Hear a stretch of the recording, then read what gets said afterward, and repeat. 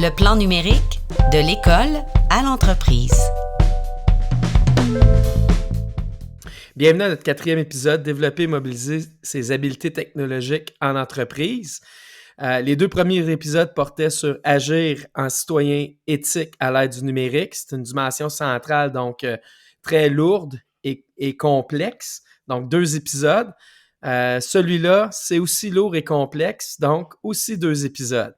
Alexandra, si tu voulais nous parler un petit peu de ce qu'est cette dimension. Donc, décris-nous-la un peu.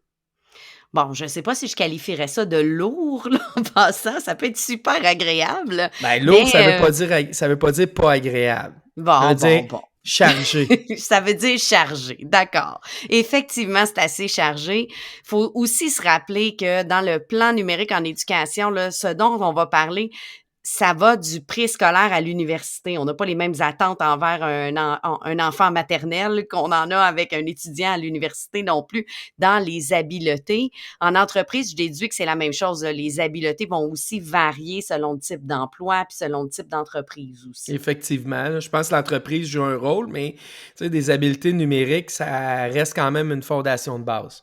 Effectivement, il y a comme une base que tout le monde doit avoir.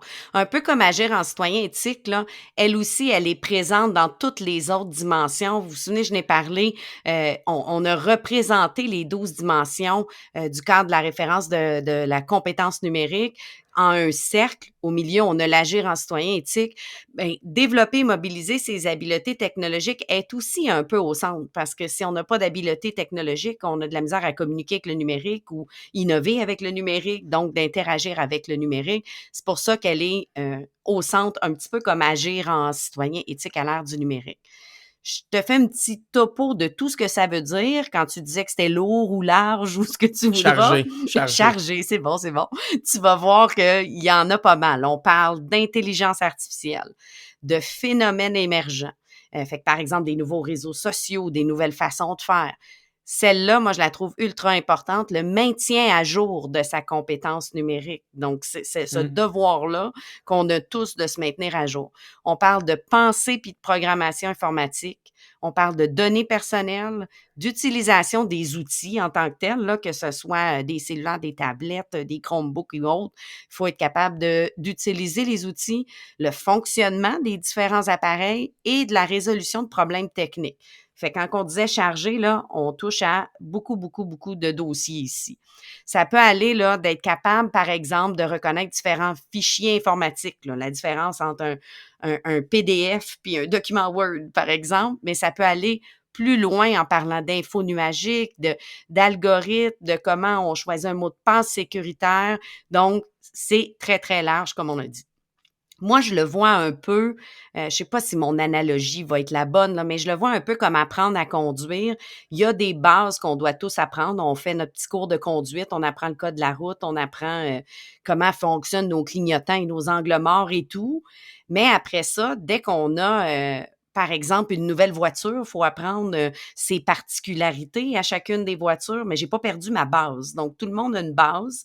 Il y en a qui vont se servir que de la base. Il y en a d'autres qui vont peut-être conduire des camions puis avoir à apprendre des habiletés de plus. Bien, je le vois un petit peu comme ça. Puis je déduis que c'est un peu comme ça en entreprise. Là, il y a certaines habiletés de base qu'on s'attend que tout le monde a. Et après ça, il y a des habiletés plus précises propres à chacun des secteurs, non? Effectivement, puis tu sais, si je reprends ton analogie, moi je vais l'élargir à conduire dans n'importe quel pays. Tu sais, les règles de la route sont un peu similaires, mais il y a des ajustements à faire, surtout quand on va en Angleterre, puis que là, il faut conduire de l'autre côté de la route. Mais à la fin, ben un stop, c'est un stop, une lumière rouge, c'est une lumière rouge. Quand il y en a des pays qui n'en ont pas, mais bon, sommairement, il y a des Il règles y a de une base qui base, sont là. similaires. Ouais. Exactement. Fait que dans le cadre de notre épisode aujourd'hui, j'ai rencontré 2 personnes de la GRAP Aéro Montréal. La GRAP, c'est regroupement des entreprises aéronautiques du Québec.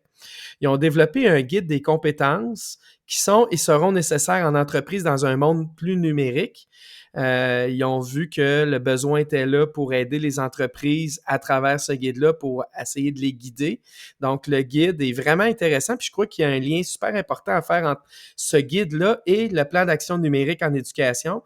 Je te propose qu'on ait écouté l'entrevue puis on reviendra après en discuter. Super. Donc, bonjour, bienvenue à la nouvelle émission, la nouvelle épisode du podcast Le Plan numérique.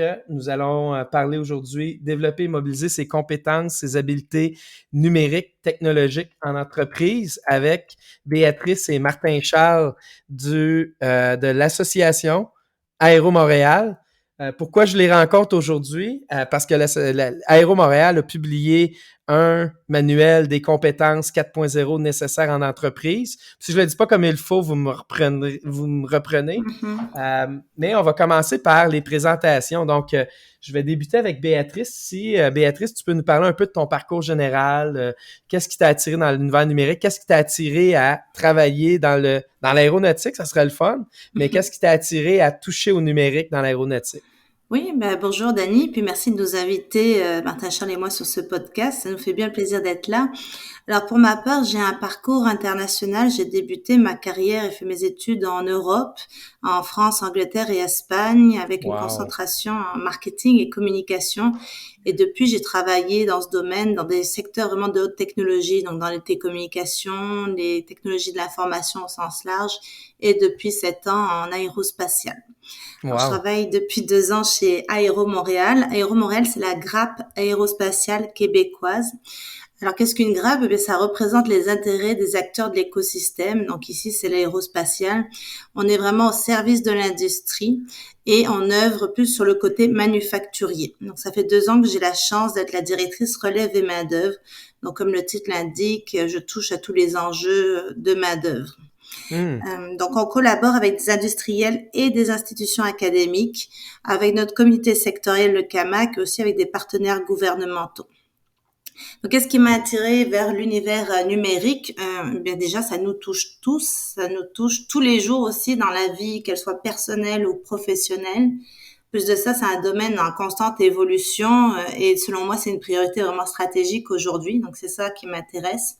J'ai aussi eu la chance d'être déjà familiarisée avec le 4.0 chez mon précédent employeur, MDA, dans le domaine spatial à Sainte-Anne-de-Bellevue, qui avait pris le virage numérique il y a plusieurs années à l'aide de robots collaboratifs et de gestion de bases de données en temps réel.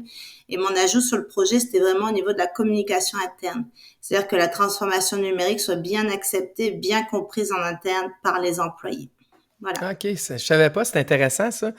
Martin Charles, moi, on s'est connus dans un début de projet quand que je pense que c'était MacFab 4.0, hein, je pense, un système de financement pour aider les entreprises dans leur transformation. Puis, comme gestionnaire chez Tecalia à ce moment-là, on s'était parlé pour débuter un projet. Puis, quand je suis arrivé chez Aviar, j'ai continué. Donc, qu'est-ce qui t'a amené? Toi, je pense que c'est en finissant tes études pratiquement? Ouais, mais en fait, c'est ça. J'ai fait des études en ingénierie aérospatiale à Polytechnique Montréal et j'ai commencé en fait à travailler chez Bombardier. Donc, je me suis pris 5 ans. J'ai appris un peu plus là, sur le secteur aérospatial, mais en entreprise. J'ai été amené à travailler sur le C-Series, sur le Global 7000, mais aussi sur d'autres programmes, toujours en optimisation là, des avions.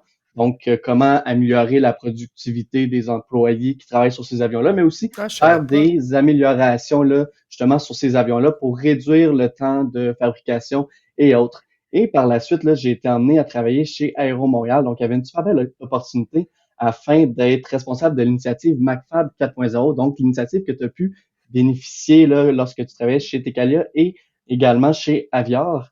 Donc, MacFab 4.0 a comme objectif de faciliter l'implantation de technologies numériques en entreprise en donnant du support tant au niveau de l'expertise, mais également en finançant certains projets d'implantation numérique. Donc, c'est vraiment une initiative qui a permis à plus de 40 entreprises là, de faire les premiers pas en 4.0. On dit souvent que c'est un journey, là, le 4.0. On commence par des petits projets, mais ça peut aller vraiment, vraiment des projets intéressants comme à la fin, l'intelligence artificielle et tout. Donc, qu'est-ce qui m'a fait attirer vers l'univers numérique? En fait, c'est que je trouve que c'est tellement une belle opportunité qu'on a en ce moment.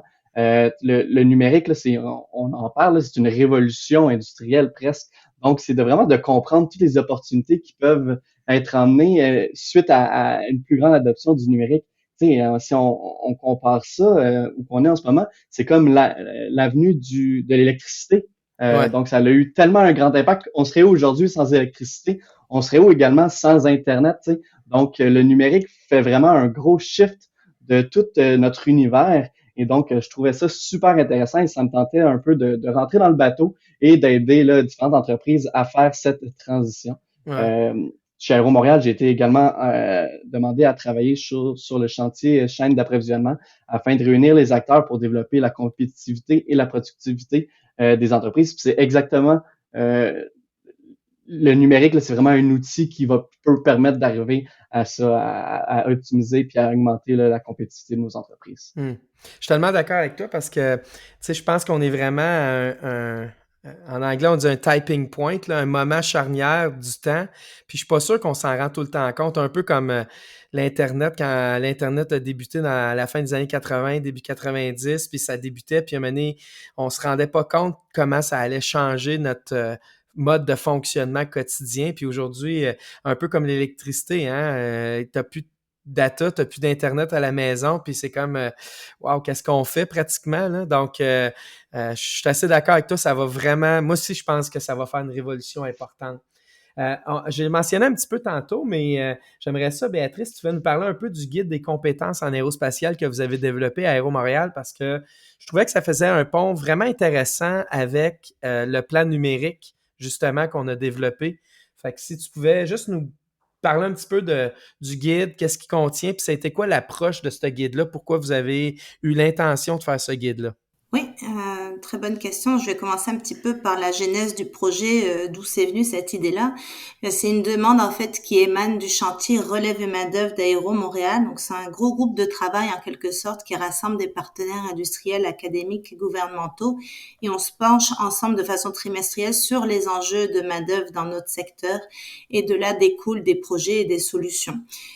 Donc de toute cette concertation est ressorti un axe stratégique qui était le développement des compétences numériques et il y a donc un comité, soit un plus petit groupe de travail qui a été créé pour se pencher là-dessus.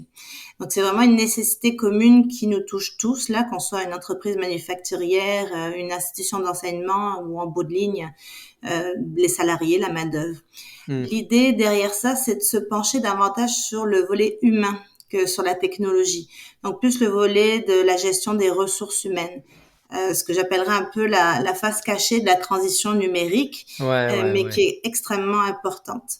Donc, se pencher sur les compétences qu'il faut développer et acquérir. Et ce sont pas seulement des compétences techniques, on en parlera plus tard, il y a aussi des compétences non techniques. On peut aussi rappeler qu'on a été frappé par une crise pandémique récemment. On est en train d'en sortir, on croise les doigts, on sent que malheureusement le contexte de pénurie de main-d'œuvre va nous frapper encore plus fort en sortie de crise. Et je suis convaincue que d'accélérer le virage numérique, ça peut nous aider tout de même à compenser les ressources humaines qui nous manquent, que nous n'avons pas, dont nous avons tellement besoin. Donc, ça peut venir un petit peu patcher ce problème-là. Mais néanmoins, l'humain reste au centre de la transition.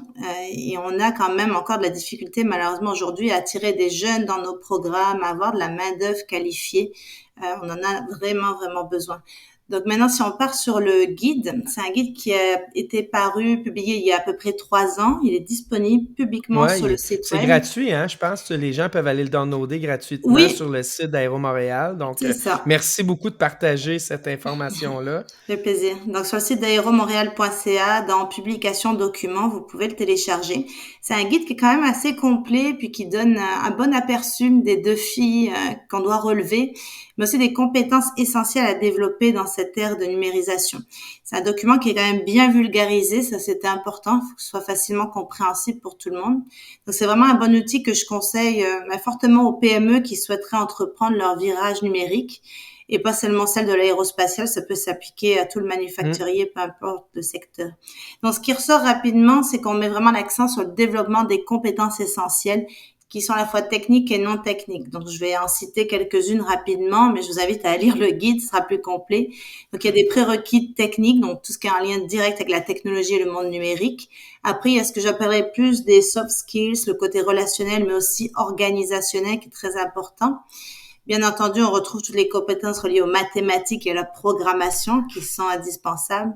On a aussi tout ce qui est lié aux données, la valorisation et l'analyse des données. Le côté aussi intégration et automatisation qui ressort.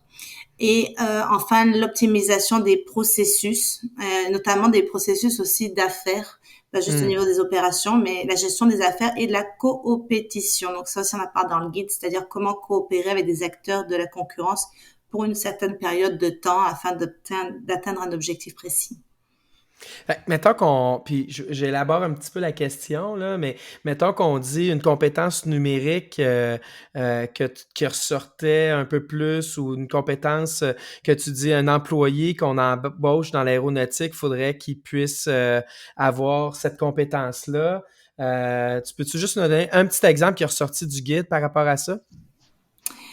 Oui, donc il y en a plusieurs effectivement, mais si je devais en choisir une qui serait vraiment importante et qui se démarquerait du lot, je dirais que c'est l'adaptabilité ou l'agilité, dans le sens où c'est une technologie qui change, c'est une transition vraiment qui est évolutive, donc il faut se tenir à jour, donc il faut tout le temps aller se former, faut pas prendre pour acquis, donc il faut vraiment faire de la formation et de l'apprentissage continu. Je trouve ça intéressant ce que tu dis parce que ça a ressorti dans les autres entrevues. Ceux qui vont écouter les podcasts au complet, la suite, là, vous allez voir, c'est souvent une compétence d'être capable de s'auto-former puis de continuer à évoluer avec le temps. Je trouve ça le fun que ça a ressorti. Pourquoi le guide, tu sais, les gens qui ont été impliqués, puis quel genre de personnes ont été impliquées à travailler avec toi sur la création de ce guide-là? Alors, comme on est une grappe, nous, on est très axé sur la consultation concertée. Donc, c'est une implication vraiment des membres de la grappe, une approche très collaborative. Et c'est un petit peu aussi la force du réseau, la valeur ajoutée de la grappe. C'est ça, là, c'est de mobiliser l'écosystème. Donc, on est allé parler à des entreprises, à des écoles, à des partenaires, des experts. Puis tout ça, ça nous a donné une bonne vue d'ensemble. OK, je comprends. Là, moi, je parle souvent de 4.0 à d'autres moments, mais je ne l'ai jamais vraiment expliqué. Puis à chaque fois, je dis, vous allez voir, ça va venir, on va vous l'expliquer. Fait que là, je me disais, j'ai un expert, il a vu 40 entreprises. Puis là, je dis expert, c'est bon.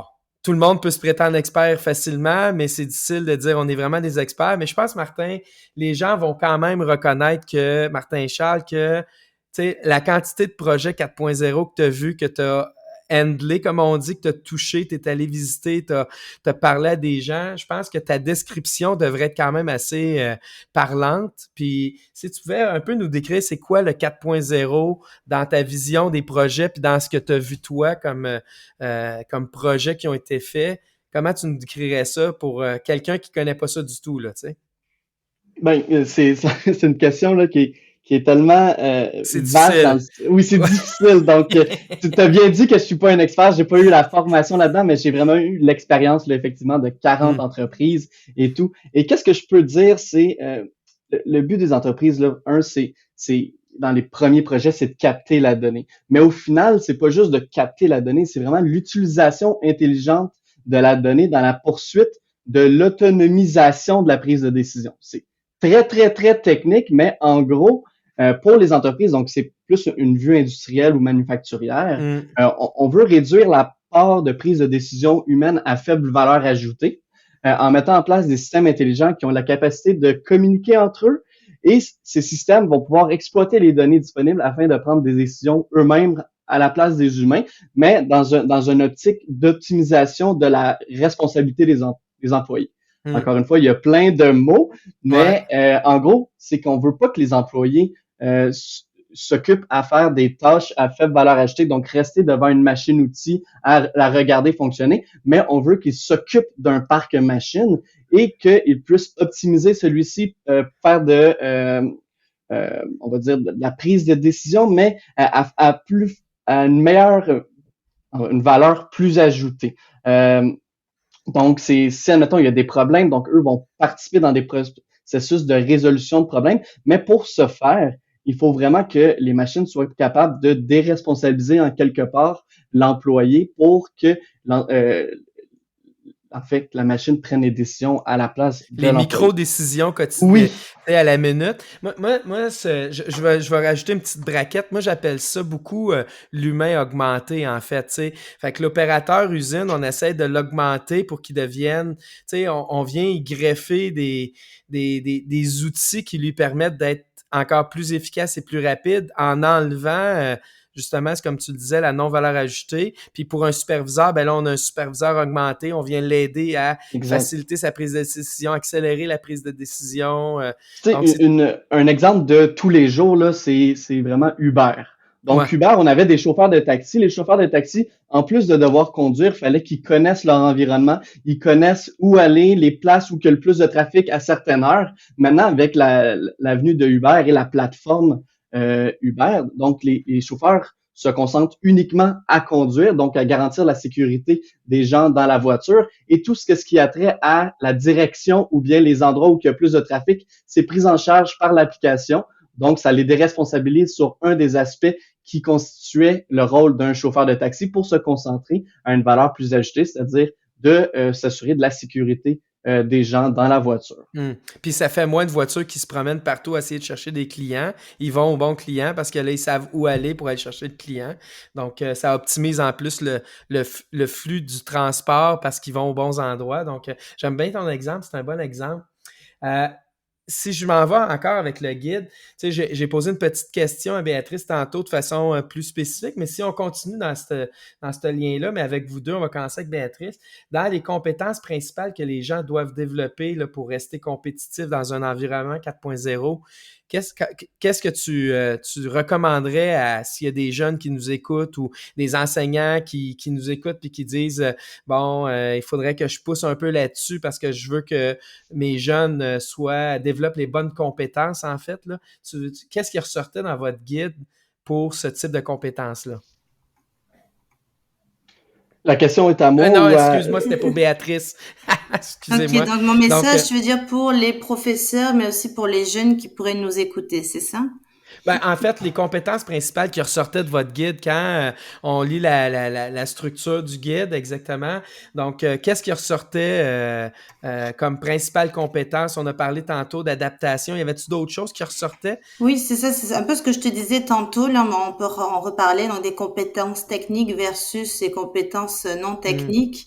Donc, il y a effectivement tous les prérequis techniques en lien vraiment avec la technologie, d'accord? Après, je te parlais davantage des soft skills, donc tout ce qui est capacité relationnelle, capacité organisationnelle. Okay. Donc, c'est un peu ce que je te disais tout à l'heure. Et après, mon point de vue, c'était que ce qui était vraiment très important, c'était l'agilité, l'adaptabilité pour se former en continu, faire de l'apprentissage continu. Et ce que je rajouterais aussi, c'est que c'est important de transférer ses connaissances. Donc, quand on a un expert ou quelqu'un qui développe une expertise, une nouvelle connaissance, c'est important qu'il partage ce nouveau savoir ou savoir-faire avec le reste de l'équipe pour que ça reste pérenne dans l'entreprise. Puis toi, avec les projets que tu as fait, Martin-Charles, qu'est-ce que tu as vu que tu sentais que, OK, cette compétence-là, on sent que dans les entreprises, il en manque? Moi, c'est principalement des compétences techniques, là, je voyais à travers mes projets. Donc, c'est tout ce qui rapporte à la donnée. Donc, on a vu que les entreprises hautement performantes, c'était associé à des gens qui étaient des programmeurs ou des analystes et qui avaient vraiment une connaissance de comment utiliser la donnée afin d'optimiser les opérations. Les entreprises qui ont eu plus de difficultés dans leur projet, c'est ceux qui n'avaient pas ces compétences-là. Donc, on voit vraiment que c'est une nouveauté de se doter d'un département d'analyse de la donnée. C'est vraiment un des éléments qui a ressorti du projet. C'est ceux qui s'étaient équipés en conséquence en ayant ces capacités-là à l'interne. On réussissait beaucoup mieux que les autres. Tu avais des meilleurs succès. Fait que dans les enjeux principaux que tu as vus dans le virage, ça tourne autour de cette même manque-là, en fait. Il y a les compétences techniques, mais également, je pense que le 4.0, oui, c'est une transformation technologique, mais c'est aussi une transformation organisationnelle. Donc, on peut pas juste dire on va venir implanter cette technologie-là, puis on va faire comme avant. Ça change complètement tout. Donc, il faut avoir cette compréhension-là avant de se lancer parce que ça impacte tous les processus d'une organisation. Ouais. Donc, c'est pas un changement qu'on peut prendre à la légère. C'est pas je vais augmenter ma productivité en introduisant un système intelligent de prise de décision. Non, ça va vraiment changer beaucoup plus que ça. Donc, les gens doivent être au courant de ça. Donc, il y a un niveau un peu plus au niveau éducationnel. Oui. Donc, il faut former aussi les dirigeants comme c'est quoi une transformation numérique, puis qu'est-ce que ça l'impact dans vos organisations. C'est un des enjeux là, qu'on a vu en premier lieu. Là. Donc, on s'est assuré dans McFab qu'il y ait un niveau de compréhension de c'est quoi qui est impacté par une transformation numérique. Et une fois que les entreprises étaient au courant, mais là, on pouvait aller de l'avant avec des projets et les outiller pour soutenir, on va dire, ces changements organisationnels dans leur... Je veux bien Béatrice, toi, là-dessus, oui. Ouais, c'est ça. Je m'en allais vers toi. Fait que dans le fond, quand tu parles de soft skills, en fait, là, c'est un peu ça que tu veux dire. C'est on a un département de TI qui est fort, puis on fait des projets, puis on intègre des robots et des machines, mais le volet soft skills, c'est un peu ça que tu parlais tantôt dans les compétences qui sont ressorties. Ça aussi, c'est un volet qui est nécessaire. Oui, c'est ça, c'est ce que disait un peu Martin Charles. Là, j'aimerais continuer là-dessus. C'est important, c'est l'aspect humain, en fait, qui représente un des grands défis aussi de cette transformation. C'est que les travailleurs de tous les métiers au sein de l'entreprise sont impactés, donc que ce soit aux opérations ou au support aux opérations, donc des machinistes, des assembleurs, des techniciens, des agents de méthode, des ingénieurs, et y compris les dirigeants, ils doivent tous développer des compétences plus élargies. Et ça va permettre de bien participer au développement de l'entreprise dans son ensemble et à la réussite de ce virage numérique. Donc, pour que ça marche bien, il faut que tout le monde adhère. Et ça prend une grande communication en interne. Effectivement, il faut les éduquer, leur expliquer et peut-être aussi abolir certains clichés qui pourraient nuire à la transition. Donc, c'est important de venir dévier les biais et s'assurer qu'on a bien les facteurs clés de succès en place pour réussir. Puis, dans le nouvel environnement vers où on s'en va, si on parle de compétences actuelles, là, les gens ils ont des compétences, les jeunes qui sortent de l'école acquièrent des compétences à l'école. Est-ce qu'ils vont toujours être utiles, ces compétences-là qu'ils acquièrent présentement? Absolument, absolument. La transformation numérique, selon moi, ne peut pas se faire sans le maintien des compétences actuelles qui sont propres à l'industrie, propres aux industries. Donc, il y a des expertises qui ont été développées. Les entreprises ont avancé dans leur processus au sein de leurs équipes. Des employés sont formés, spécialisés. Donc, il s'agit davantage de développer pour acquérir de nouvelles compétences supplémentaires, pour être plus productif, pour augmenter la qualité, la traçabilité, aussi le bien-être, le plaisir au travail. Ça demande vraiment une capacité et un intérêt pour l'apprentissage continu, ça on le dira jamais assez, pour aller chercher d'autres compétences, pour aller se former. Mais on a toujours besoin des compétences actuelles et de l'expertise actuelle. Il faut juste aller en chercher d'autres. OK. Toi, Martin Charles, d'un projet que tu as vu, mettons, de robots ou de mise en place d'outils d'intelligence artificielle, tu as parlé un peu tantôt, de prise de décision, mettons, micro-décision automatisée. As-tu vu des exemples ou des situations de compétences actuelles là, qu'on a qui sont aussi utiles dans ces environnements-là?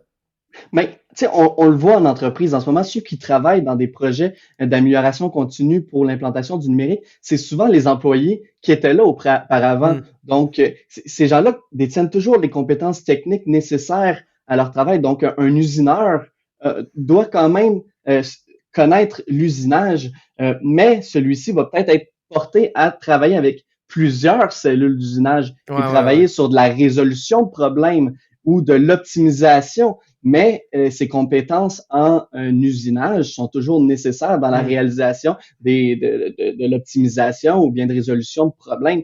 Qu'est-ce qu'on peut voir avec le 4.0? C'est que peut-être, les compétences sont toujours nécessaires, mais le niveau d'expertise n'est plus nécessairement le même. Donc, c'est-à-dire, on n'a plus nécessairement besoin d'avoir des experts de 35 ans de métier pour faire avancer une usine. On peut réduire justement ce niveau d'expertise-là, mais toujours être en mesure de fonctionner. Donc, il y a vraiment une transition que je peux voir et ça l'aide aussi en ce moment. On est dans une pénurie de main-d'œuvre. On a de la difficulté à faire le transfert de connaissances. Donc, l'avènement du 4.0 va permettre de réduire un peu les enjeux liés à cette pénurie de main-d'œuvre en permettant d'avoir un nombre d'employés similaire, sinon un peu plus élevé, qui va permettre de travailler sur un beaucoup plus grand volume au final donc avoir plus de productivité. Donc, je pense que l'avènement du 4.0, c'est vraiment quelque chose qui arrive à temps pour répondre aux enjeux actuels, notamment par rapport à la pénurie de la main-d'œuvre. Ouais, je suis d'accord avec toi. Tu sais, dans le fond, l'idée, c'est mettre en place les bons processus, donc 4.0, pour être plus productif, produire plus avec le même nombre de personnes ou plus de personnes, mais là, c'est produire plus quand Oui, même. Donc, c'est tout un élément de productivité, là. avant, tu sais, avant le 4.0, on pouvait gagner des petits points de productivité en, en chicanant nos travailleurs, puis en disant travaille plus, mais ça a une limite à ça, là. Ouais, ouais. Tu sais, il faut comprendre que si on veut aller chercher des 10 points d'augmentation ou plus en productivité, ben, on peut pas juste serrer la ceinture puis s'attendre à aller chercher des gains aussi importants. Ben, le 4.0, c'est ça que ça permet. Ça permet d'aller chercher des gains sans nécessairement en demander plus aux employés. Puis Donc, là, ben, c'est là qu'il y a une pénurie de main-d'œuvre en situation comme on est. Ça vient aider cette situation-là. Ah, c'est bien ça, je comprends. Si je m'en vais vers des conseils aux enseignants, là, si j'ouvre ça comme ça, vous diriez quoi? Puis si je commence avec Béatrice, là, tu dirais quoi, toi, comme conseil que tu donnerais à des enseignants sur les compétences numériques nécessaires dans un nouvel environnement? Ok, oui, bien écoute, les institutions d'enseignement, je pense qu'elles ont quand même toutes bien compris ces derniers temps qu'elles devaient s'adapter, adapter leur cursus, offrir des programmes et des formations pour préparer la relève et qu'elles développent donc ces compétences numériques. Donc on voit qu'il y a plusieurs formules qui ont fait leurs apparitions depuis peut-être 2 dernières années, de la formation continue, des micro-programmes, des certificats, des attestations. Donc, je peux vous donner quelques exemples. L'Université de Laval, l'Université de Sherbrooke. On a aussi à Montréal l'ETS, Polytechnique Montréal. On a aussi des cégeps qui proposent des micro-programmes. Cégep de Drummondville, Trois-Rivières, Collège d'Alma, Bois de Boulogne, Édouard-Montpetit. Donc, on voit que le message est passé, il y a une conscientisation et il y a plusieurs offres de formation partout au Québec. Au niveau des universités, elles aussi, elles ont mis en place des laboratoires. Elles travaillent souvent en collaboration avec l'industrie. Donc, il y a une certaine effervescence autour du développement des compétences numériques là au Québec ces derniers temps, on s'en rend compte. Il y a par exemple plusieurs laboratoires et centres d'expertise comme le Centre national intégré du manufacturier intelligent. On a un CGMI qui a été mis en place par Productique Québec, le centre collégial de transfert de technologie du Cégep de Sherbrooke. On a le réseau Innovation 4.0 qui regroupe plusieurs universités. On a Polytechnique qui a son laboratoire 4.0. Du côté de l'ETS aussi, ils ont leur pôle Innovation 4.0. Version anglaise chez Concordia, on a le Center for Advanced Manufacturing. Donc également, même chez l'UQAM, il y a un lab IoT, Internet of Things. Donc vraiment, il y a une grosse effervescence. Puis ça, c'est très, très encourageant. Il y a aussi des beaux centres d'expertise qui se sont développés ces dernières années et vers lesquels les entreprises et les écoles et donc les professeurs peuvent se tourner. Je citerai à titre d'exemple le développement économique de l'agglomération de Longueuil, tel le centre d'expertise industrielle 4.0. Il y a aussi CEI Montréal, ça c'est le développement économique Saint-Laurent.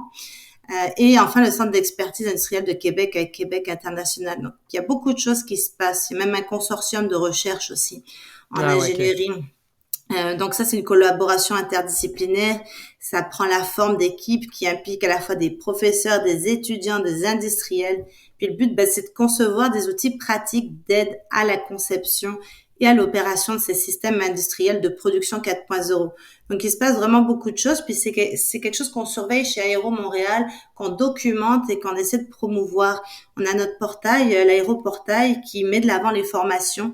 Et l'an dernier, on a créé une section vraiment développement compétences numériques. Donc, je vous invite à aller sur l'aéroportail.ca et cliquer formation. Je savais pas. Oui, vous allez retrouver toutes les formations, les programmes subventionnés aussi par les différents types de gouvernements partenaires gouvernementaux et aussi toute la liste des centres d'expertise et laboratoires sur l'Aéroportail. OK. Puis puis j'élabore un petit peu plus, là, je veux pas, comme on dit, de pogner flat-foot, là. Mais est-ce que tu as vu des choses qui se passaient, mettons, on descend dans le secondaire ou même, là, je vais aller au primaire, c'est peut-être un peu extrême, mais il y a des cas qu'on a vus, qu'on va voir avec d'autres. Mais mettons, au secondaire, est-ce qu'on fait des rapprochements? Est-ce que tu vois des choses qui ont été faites pour essayer de développer des compétences, un peu comme une fondation, là, tu sais, pour les prochaines étapes par la suite? Oui. Y a-tu des relations que tu as vues? Ouais, ça existe. Oui, il y a plusieurs organismes ou organismes de bienfaisance ou des associations qui se tournent vers là pour toucher le secondaire parce que c'est vraiment une période charnière où les jeunes font des choix, en tout cas des choix de spécialisation qui vont orienter ensuite leur cursus académique et leur carrière professionnelle. Donc c'est vraiment un âge auquel on veut les toucher, auquel il faut vraiment qu'ils se renseignent. Donc nous, on travaille beaucoup sur cette clientèle-là, je dirais, par du mentorat, par exemple, avec Academos, Ah ouais, ou OK. par la mise en place de petits programmes tels que Passion pour l'aviation, où on se déplace dans les écoles de secondaire, ou encore en partenariat avec le Cosmodome ou l'Aviation Connexion, qui est un organisme de bienfaisance et qui travaille avec une dizaine d'écoles secondaires au Québec. Donc oui, ça existe. Il y en a pas assez à mon goût, mais ça s'en vient. Moi non plus, je trouve qu'il n'y en a pas assez. Il faut comprendre que les compétences numériques, là, comme c'est une transformation également organisationnelle, c'est pas nécessairement juste des employés qui vont travailler dans le numérique qui ont besoin de ces Ben compétences-là. non, Donc, ben non. c'est important que les enseignants dotent ou transforment les manières de faire pour inclure de plus en plus une part de numérique dans l'enseignement, que ce soit par l'utilisation de tablettes, pas une tablette pour jouer à des jeux, mais comme outil numérique afin que les élèves commencent à travailler avec des éléments qui vont être amenés à travailler en entreprise. Donc, c'est intéressant que tu simple parles que de ça. Mettons l'exemple de la tablette, Martin Charles, on a eu une entrevue avec Benoît Petit, puis Benoît, il donnait un exemple d'enseignants en secondaire qui permettaient les téléphones type iPhone ou Android. Puis quand l'étudiant allait voir son enseignant, l'étudiant, il disait « Ah, je peux-tu utiliser mon téléphone pour… » Puis il disait « Non, non, c'est pas un téléphone, c'est un outil numérique. C'est pas juste un téléphone. » Fait que, oui, tu peux l'utiliser, ton outil numérique. Exact, on le voit de plus en plus dans les usines, les gens utilisent leur cellulaire, mais pas pour aller sur Facebook, mais bien pour travailler, pour obtenir leur purchase order ou quoi que ce soit. Donc, c'est vraiment rendu un outil. Donc, il faut savoir intégrer ces outils-là aussi dans le nouveau cursus d'enseignement et non pas comme moi quand j'étais au secondaire, si tu avais un cellulaire puis il sonnait, tu te le faisais confisquer et tu pouvais avoir une retenue. Donc, c'est pas très optimal là, en sachant qu'est-ce qu'on sait aujourd'hui, mais c'est ça, c'est vraiment une transformation de la manière d'enseigner. Oui. Et de plus en plus, je pense, d'écoles là, qui justement le comprennent et vont en ce sens. Ouais. Puis je vais y aller avec ma dernière question. Là, c'est qu'est-ce que vous donneriez? Puis Béatrice, toi, tu dirais quoi, toi, comme conseil à un étudiant pour les emplois futurs en termes de compétences numériques? Tu es un jeune là, de 14-15 ans, puis il est au secondaire, puis il vient de prendre une retenue parce qu'il avait son cellulaire. Ah ben, je connais bien, je suis maman d'une enfant au secondaire, donc je peux vous en parler. Donc, qu'est-ce que tu donnerais comme conseil? Ce que je dirais aux jeunes et moins jeunes, de toute façon, c'est soyez curieux, posez des questions, formez-vous, informez-vous. N'arrêtez jamais d'apprendre. C'est pas quand vous terminez vos études qu'on se dit bon ben voilà, c'est fini, j'ai tout appris. Non, c'est pas vrai, ça continue aussi en entreprise. Et c'est ce qui va leur permettre de rester à jour et de se démarquer et de progresser dans leur carrière. Donc faut garder en tête que nos entreprises elles se modernisent, il y a beaucoup de nouveaux métiers aussi dont les étudiants ont peut-être pas encore parlé. On parlait tantôt des compétences actuelles, mais des compétences aussi à développer, mais il y a aussi les nouveaux métiers autour de la transition numérique. On a besoin davantage de programmeurs, on a besoin davantage d'analyse de données. Donc tout ça, c'est des nouveaux métiers aussi qui vont se rajouter et qui vont s'imbriquer dans les entreprises. Donc il faut qu'ils parlent à leurs conseillers d'orientation. Il faut qu'ils s'impliquent, qu'ils participent à des événements, que ce soit virtuels ou présentiels. Nous, chez Aéro Montréal, on a fondé un regroupement Relève, ça s'appelle le RAM, qui rassemble environ 25 jeunes, à 80% sont des étudiants, 20% des jeunes professionnels, qui sont des passionnés d'aéro et qui veulent découvrir différentes facettes dont ils n'ont pas forcément entendu parler, notamment le 4.0. Puis d'ici la fin de l'année, on va aller visiter Digifab à Longueuil avec le regroupement. Donc tout ça, c'est des opportunités d'apprentissage en dehors de l'école. Il faut vraiment être curieux, s'exposer et poser des questions. Puis toi, Martin Charles, ça fait pas longtemps en plus, là. Non, effectivement. Donc moi, si je devais conseiller un jeune, c'est en fait, ça n'a pas nécessairement rapport au numérique, mais bien plus c'est de pas avoir peur de faire le saut chez une PME. Donc, je pense que beaucoup de jeunes qui regardent et, mettons, on parle de l'aérospatiale, voient les gros noms qu'on entend tous les jours parler en aérospatiale, mais on veut toujours également, là, je pense que, puis moi-même je suis là-dedans, on veut avoir des possibilités de développement de carrière et tout, mais je pense que pour ça, le mieux pour les jeunes, c'est d'aller travailler dans une PME, c'est vraiment travailler à l'échelle humaine. Les possibilités de développement de carrière sont vraiment intéressantes, surtout en plus, si tu as des compétences en numérique, c'est ça qu'ils recherchent en ce moment. Il y a des entreprises que j'ai vues qui ont mis sur pied des départements d'optimisation et de transformation numérique, et c'est littéralement des jeunes diplômés qui sont responsables de ces départements-là, qui rapportent directement au chef d'entreprise. Donc, si vous cherchez de la responsabilité, travailler un peu plus à l'échelle humaine, c'est vraiment de pas avoir peur de faire le saut chez les PME. Je pense qu'ils en ont crucialement besoin, et ils vont vraiment mettre en place là, une panoplie d'éléments afin de vous inciter, parce que je pense que sans la relève, les PME en ce moment risquent d'avoir un peu plus de difficultés, mais c'est vraiment là que les jeunes vont pouvoir s'émanciper rapidement en travaillant chez une PME. Tu as pu le voir peut-être, toi, dans tes expériences, Dani. C'est toujours plus facile, comme tu dis, on est à l'échelle humaine. Fait que les expériences que moi j'ai eues, c'est vraiment exactement ce que tu décris. C'est que les opportunités sont présentes, puis les jeunes qui ont du talent peuvent exploiter leur talent beaucoup plus facilement dans la plus petite entreprise, parce que justement, il y a un problème, il y a un défi, on peut le faire, on va donner ce qu'il faut pour que ça fonctionne. Puis la proximité, la relation humaine avec les autres, l'interaction, la dynamique est vraiment différente, intéressante, c'est beaucoup plus challengeant. Fait que c'est un beau message à envoyer. Je sais pas si vous voulez... oui, c'est ça, allez-y, conclure. C'est intéressant ce que disait Martin Charles. Effectivement, l'aérospatiale, si ça intéresse les jeunes et moins jeunes qui nous écoutent, c'est vraiment accessible à tous, à la portée de tous. C'est pas que des ingénieurs et des PhD, là, c'est pas vrai. Puis moi, j'invite surtout la relève féminine à considérer les nombreuses carrières en aérospatiale, qu'elles soient techniques ou pas technique. Et surtout, je reste à votre disposition si vous avez des questions. Là, on est très disponible et accessible avec Martin Charles. Vous pouvez nous retrouver sur LinkedIn et les autres médias sociaux. On va mettre les coordonnées dans le bas du podcast. Vos coordonnées vont être présentes. Fait que vous allez avoir les coordonnées, le lien du profil LinkedIn de chacun des deux.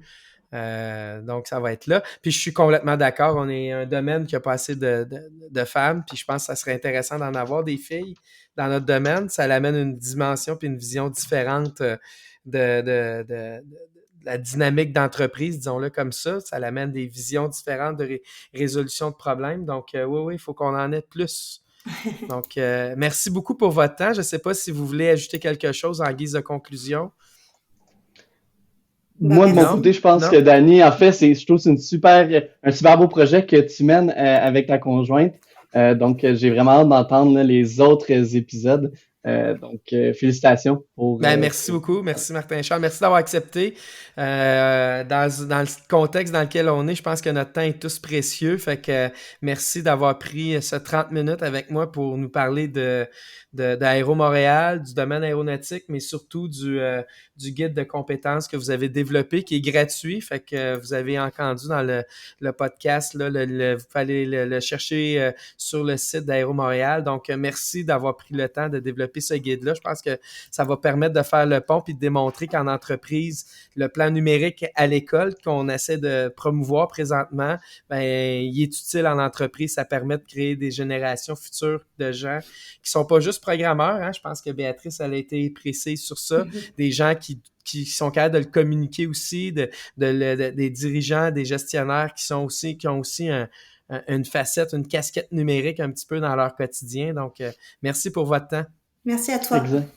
Merci. Puis si je peux finir, tu sais, le numérique, imaginez-vous aujourd'hui rentrer sur le marché du travail sans connaître Internet. Donc, c'est ça. Plus tard, le numérique va être aussi important. Parfait. Merci pour la conclusion, c'était parfait. Alors, si tu me permets, je vais réagir en premier à l'entrevue. J'ai trouvé ça vraiment intéressant. C'est pas quelque chose que je suis habituée d'entendre. Tu sais, quand on est en éducation, on entend parler d'éducation. Donc, Mm. je trouvais ça vraiment intéressant de faire les ponts. Euh, on a encore une fois mentionné là, comment on est dans une révolution. Tu vas en reparler tantôt, là, Industrie 4.0 et tout. T'en as parlé dans l'entrevue aussi. Euh, Raison de plus de préparer nos élèves là, dans cette nouvelle révolution. Elle est là, puis on n'a pas le choix. Donc, ça, ben, je trouve que c'est quelque chose qui revient souvent dans les entrevues qu'on a fait, cette idée de révolution numérique et tout. J'ai beaucoup apprécié qu'il parle que, ça touche tout le monde, mais de l'importance de se pencher sur l'humain. On s'entend Ouais. en éducation, c'est quelque chose qui revient tout le temps, nous autres, là, l'humain au centre. Autant que ce soit quand on accompagne des enseignants, des élèves, c'est tout le temps l'humain au centre. Et que tout le monde était impacté par le virage numérique. Puis je le vois aussi, ce défi-là, dans les écoles. Moi, dans mon rôle, j'accompagne les enseignants qui, eux, en retour, accompagnent les élèves.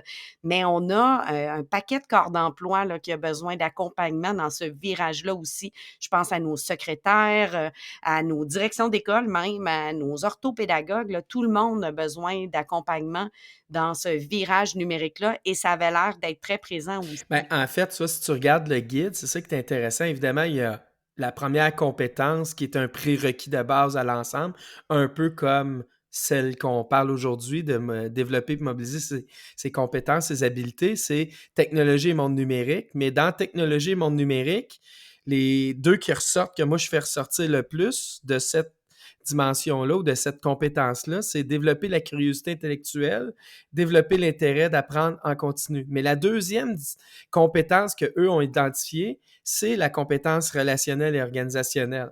Parce que c'est une compétence qui est primordiale à la mise en œuvre, justement, des habiletés, des technologies, des compétences numériques en entreprise. Il faut Ça que les gens ressemble veulent beaucoup le à ce qu'on faire. met en place pour les élèves aussi, Ben oui, là. c'est ça. Développer leur curiosité, puis l'intérêt d'apprendre, puis le relationnel, c'est quelque chose qu'on travaille à l'école avec les élèves. C'est revenu encore, hein, le soft skills, là, comment c'était important, ça faisait partie vraiment constamment, ça revient dans chacune des entrevues, Ben, l'importance de jusqu'à ça. maintenant, c'est vraiment dans toutes les entrevues. Oui. On est dans un monde en évolution rapide.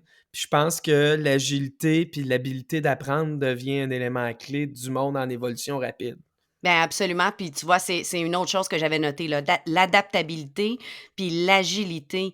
C'est quelque chose que j'essaie souvent là, de transférer aux enseignants que j'accompagne. C'est pas apprendre un outil, ça va être apprendre des habiletés qui vont te permettre de pouvoir les utiliser dans une panoplie d'outils. Si on prend par exemple le volet collaboratif d'un outil, mais si tu es capable de l'utiliser quand tu vas découvrir une nouvelle plateforme, tu vas avoir mis en place, tu vas savoir comment utiliser la Mm. collaboration. Si tu travailles avec du traitement de texte, que tu es passé de WordPerfect à Word à Google Doc, ben à un moment donné, il y a les bases du traitement de texte sont pas mal pareilles, c'est juste que les pitons sont pas aux mêmes places. Mais si tu as développé cette base-là, ça revient à notre analogie là, de conduire une auto, tu Mm. as quand même une base, puis après, tu vas chercher la compétence. Donc, c'est important.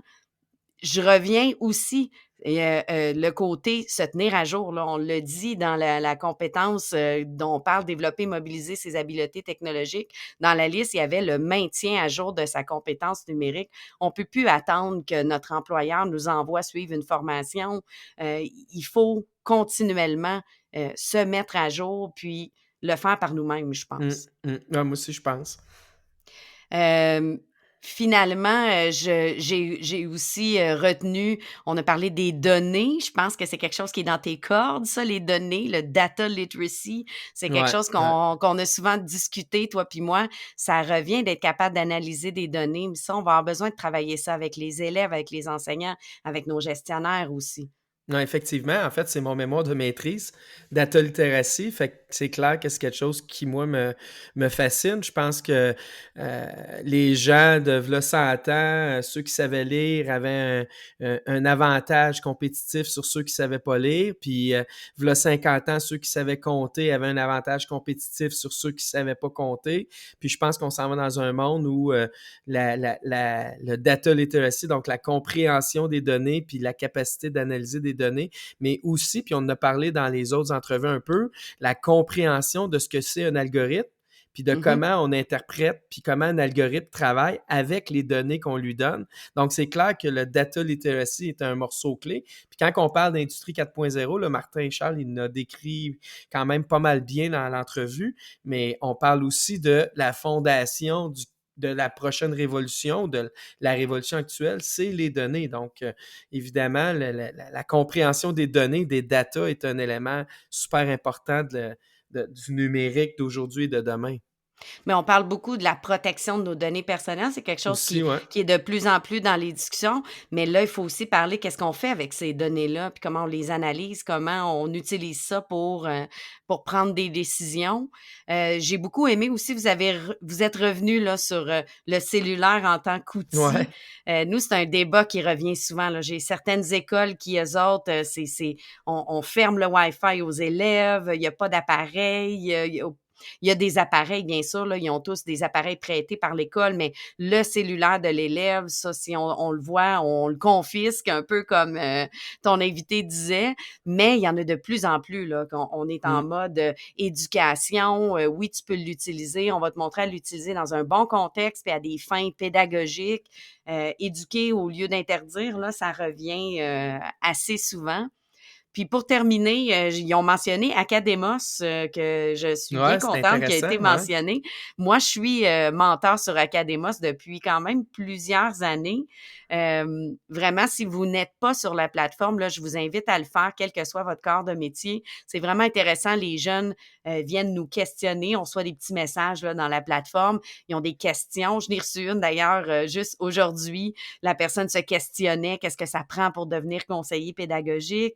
Fait qu'on a des jeunes étudiants, des fois, c'est des jeunes au secondaire qui se questionnent sur leur métier. Puis là, ils ont quelqu'un à qui poser là, les vraies questions, là, pas le pitch de vente qu'on leur a fait ailleurs, là, vraiment, un employé sur place qui aime ce qu'il fait, parce que je déduis que tu aimes ce que tu fais si tu t'en vas là-bas puis tu te proposes comme mentor. Donc, vraiment une super plateforme.